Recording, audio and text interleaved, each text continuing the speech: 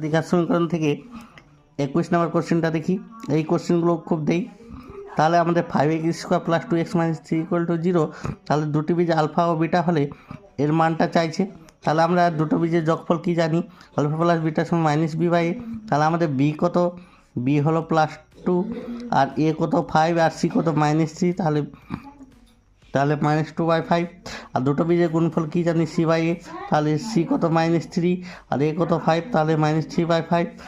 এবার এই আমরা মানটা নিব। এবার যদি লসাগু করি আলফা বিটা, বিটা বিটা কেটে গেলে কী হবে, আলফা স্কোয়ার সঙ্গে গুণ করে আলফা কিউ, বিটাকে বি স্কোয়ার দিয়ে গুণ করলে বি কিউ। তাহলে আমরা এ কিউ প্লাস বি কিউ সূত্র কী জানি, এ প্লাস বি তার কিউ -3ab হোল ইন্টু এ প্লাস বি। তাহলে আমরা এ প্লাস বি তার কিউ এর মান কী জানি, -2/5। এ আলফা বিটার মান জানি -3/5, আর আলফা প্লাস বিটা মান জানি। তাহলে আমরা ক্যালকুলেশন করলে এই মানটা বেরোবে।